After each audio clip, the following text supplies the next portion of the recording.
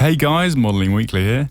This week we're back to a good old model build video, this time featuring the iconic Gloster Gladiator MK.II, also known by the Swedish and Finnish as the J-8A. I'll be building this Airfix kit up in its Nordic export paint scheme, so I really hope you enjoy it. Let's get into the video. This kit is actually pretty special to me, being one of the first kits I ever built about 8 or 9 years ago. For this reason, I decided to pimp it out with some nice photo-etched and resin extras, including a fully detailed engine set, rigging lines, and an interior photo-etch set. These were all products of SBS model. Aside from these, the rest of the box contents are very standard as far as Airfix kits go. You are of course greeted with the plastic parts, as well as the instruction booklet with the decal sheet tucked away inside it. The plastic parts themselves are actually pretty nice, especially given they aren't the most recent offering out there, tooled 10 years ago in 2013. There is the odd bit of flash here and there, but nothing unhandleable. Despite this, there will be some aspects that will require modification to improve the overall quality, and those photo-etched sets will be very handy in giving the kit a modernised appearance. Overall, not too bad at all so far.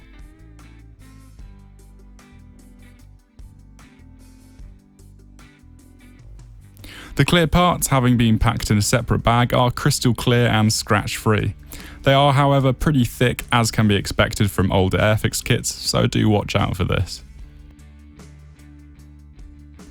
I have no complaints whatsoever for the decals, as they are wonderfully printed by Cartograph. With all the box contents analysed, let's head over to the build. Sharp side cutters were used throughout the build process in order to prevent damage to the parts themselves. Any nubs or excess left behind by this process were removed with a multitude of different Tamiya sanding sponge grades, providing a nice and smooth finish.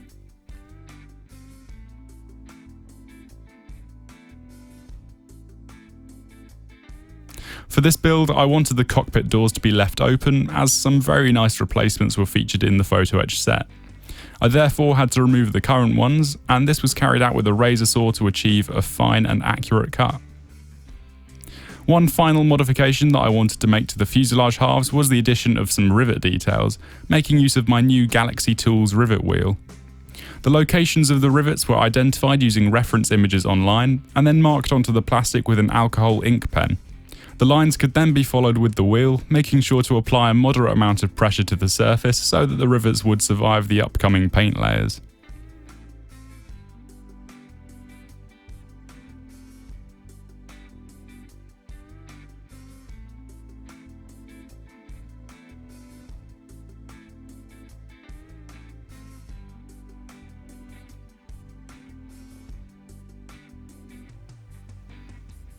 Time for some work on the interior.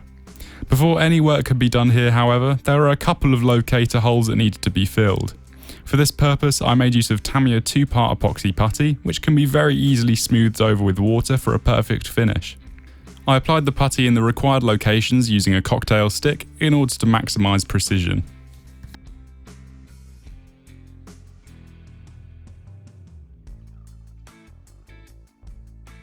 I then broke out the interior photo etch set and began adding these details directly onto the kit's plastic parts. I made use of VMS black CA glue here in order to achieve a strong bond. If you'd like more information on working with CA glue, make sure to check out my video on the topic.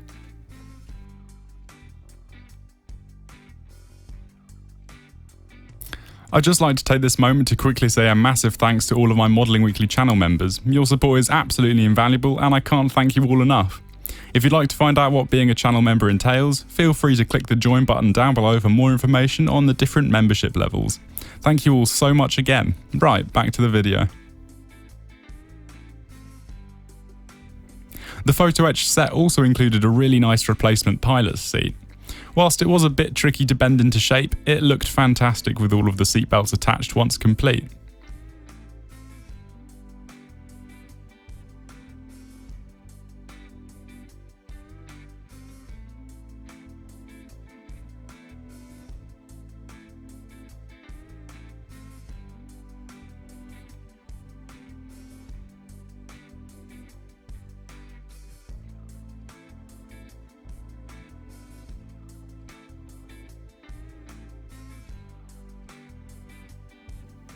When adding a lot of the smaller PE parts, I made use of a small homemade applicator that allowed for precise and tidy placement. This consisted of a tiny blob of blue tack and a cocktail stick, so pretty simple. With all the details added, it was prime time. I made use of Mr. Surfacer 1500 Black for this purpose, as it provides a fantastic base layer for a range of different colours. This, along with all primer and varnish layers, were applied using a 0.4mm nozzle in order to accommodate for the larger particle size.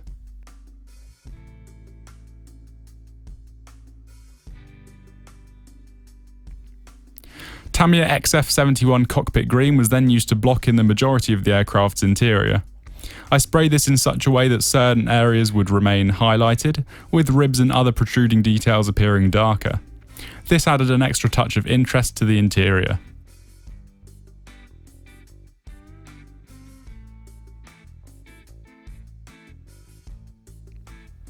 Buff was then added to the cockpit green, with the resulting colour used as a highlight layer to help make the cockpit appear less monotonous.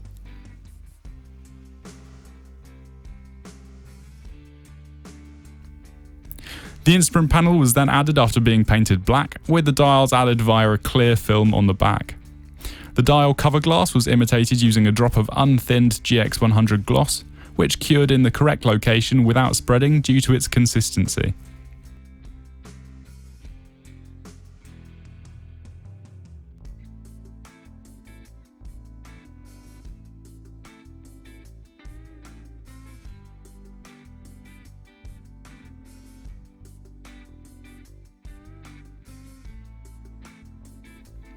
Using reference images online, I mixed up a seatbelt beige shade using a variety of Bioco model colour paints, and this, along with flat black, was used to bring out the cockpit details and add some variation against the cockpit green shade.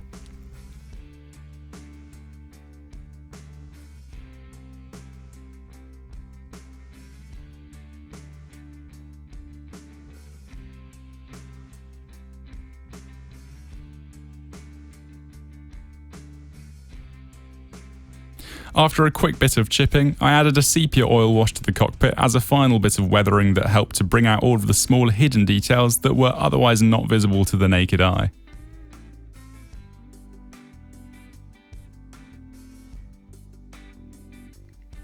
With that done, it was time to assemble the airframe. This process was pretty pain-free, with no serious gaps anywhere, a very nice touch indeed. Masking tape was used to put tension on certain parts as they dried in order to ensure that they dried in the correct positions.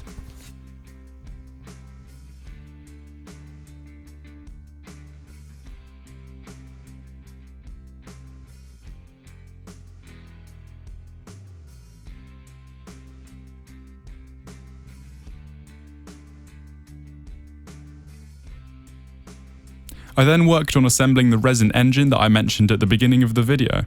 This was a really nice little detail, and it helped to bring the model alive in the end. The parts were removed from their gates using a razor saw and fixed together using a dab of VMS CA glue.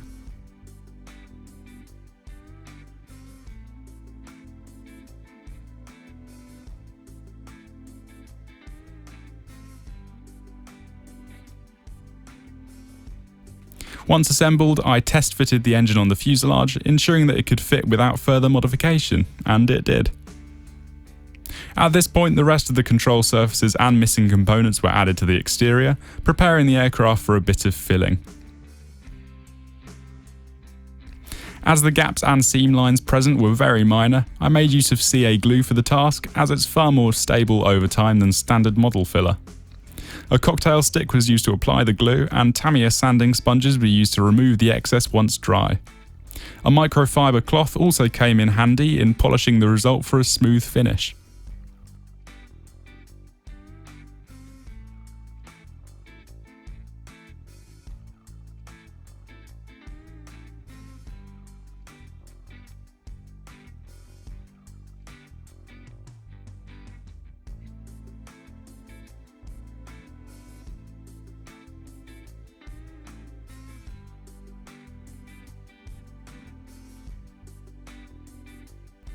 I then re-scribed the panel lines that had been lost to the filling process.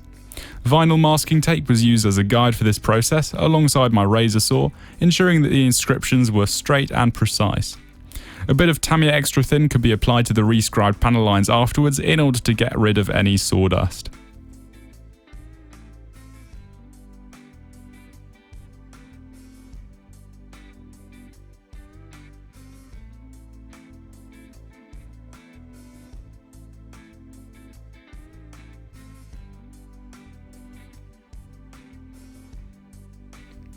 It's time for some paint.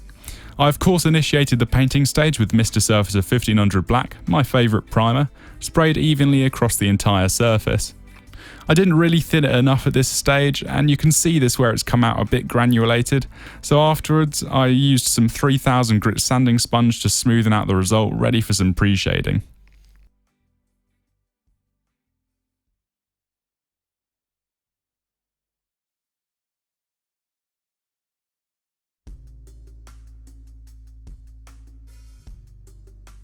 The pre-shading itself was carried out by eye using AKRC White, the most reliable white paint for airbrushing in my experience.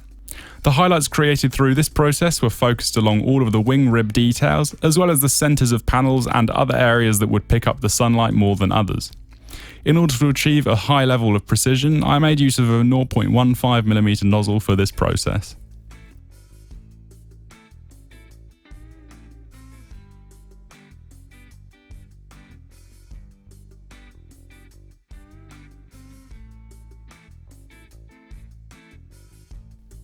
The underside was then sprayed with Mr. Colour C307, the closest shade that I could find to match the underside of the J-8A in finished service. I didn't really bother with post shading for this colour, as most of it would be hidden by the silver camouflage scheme, and I was pretty happy with the effect that the pre-shading had on it regardless.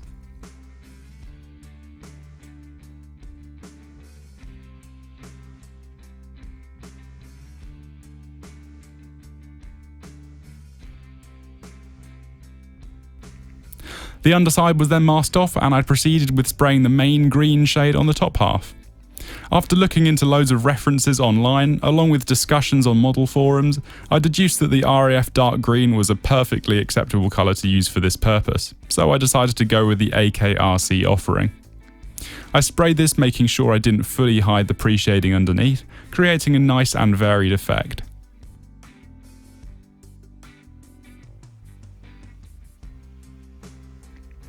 I chose to add a bit of post shading to this shade, as it would be pretty prominent in the end result, so I added some buff to the RAF dark green and added this new colour to the raised areas that would catch the most light on the actual aircraft. This mostly consisted of the wing and stabiliser ribs.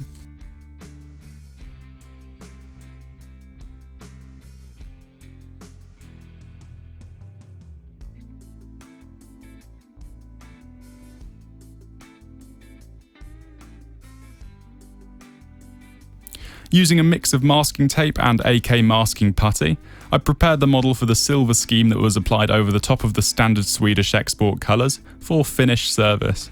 The silver I used here was the trusty Mr. Super Metallic Superfine Silver, which was sprayed without a black base as I didn't want the result to be overly reflective.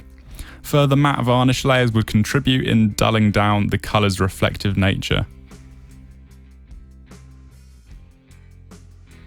Super Metallic Iron was then used to paint up the cowling and engine, serving as a bit of a contrast with the rest of the metallic aspects. I then painted up the engine's fairing and other details using Vallejo Model Colour Black.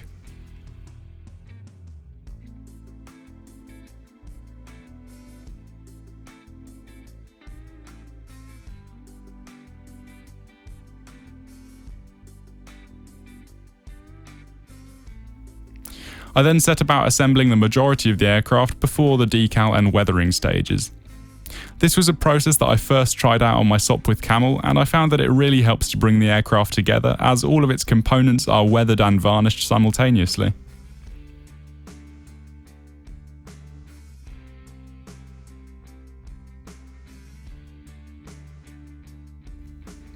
The model was prepared for decals via a modest coat of GX100, thinned with Mr. Leveling Thinner.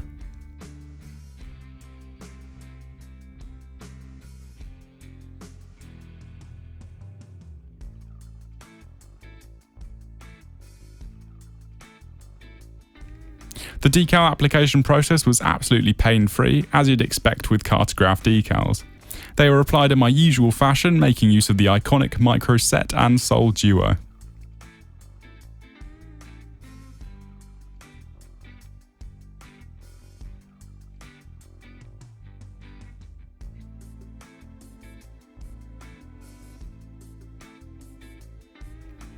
A layer of GX114 flat varnish would help to seal the decals in place in order to protect the following weathering stages. The slightly rough surface that the matte varnish offers is also a great base for oil blending methods.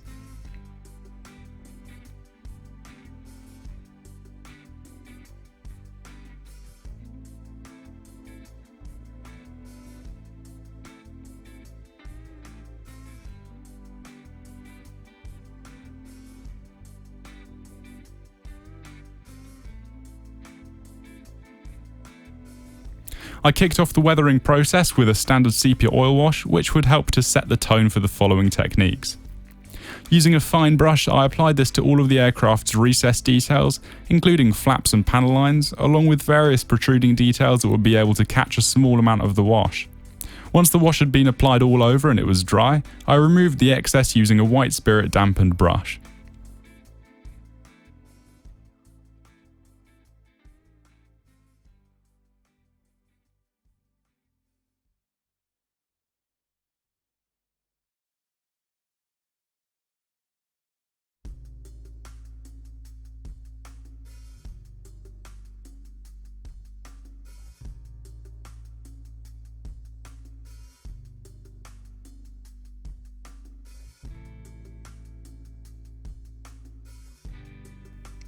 Some definition was then added to the control surfaces using the dry blending method, along with unthinned sepia oil paint.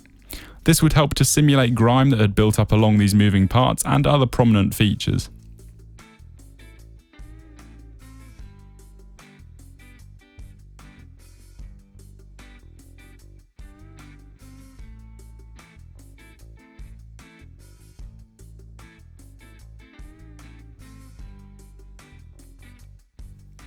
I decided at this point that I wasn't really happy with the amount of shading in the green paint layer, so I added a bit more using a light green oil paint, dry blended onto the surface where, you guessed it, the light would catch more than other areas.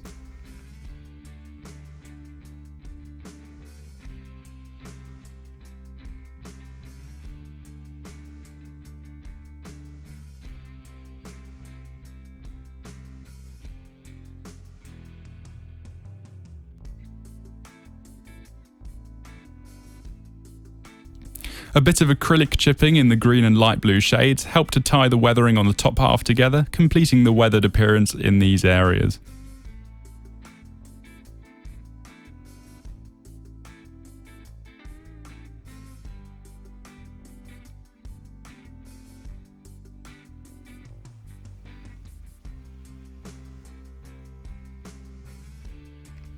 The weathering overall was completed following the addition of a bit of smoke on the underside, produced both by the wing-mounted gun pods as well as the engine's exhaust stacks.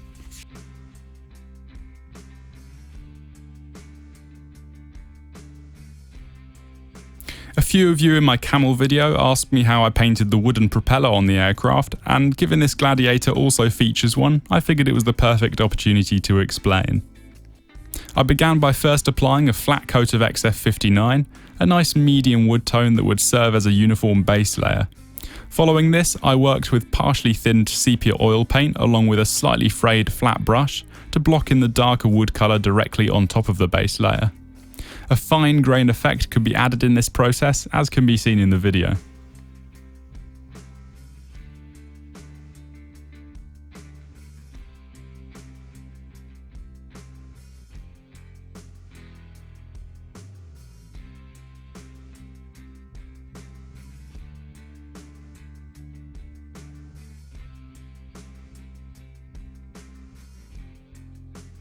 Once I was happy with the finer grain, I added some more prominent grain using a white spirit dampened fine brush, removing some larger chunks of oil paint.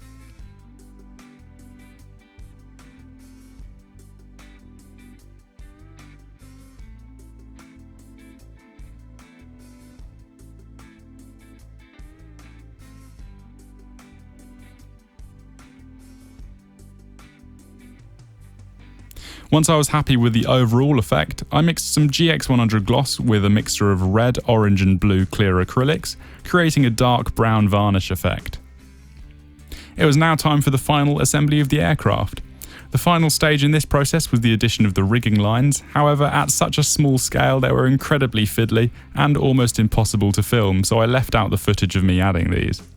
It was a very simple principle, however, with a tiny dab of glue added to the ends of each line and put in place carefully with a pair of tweezers.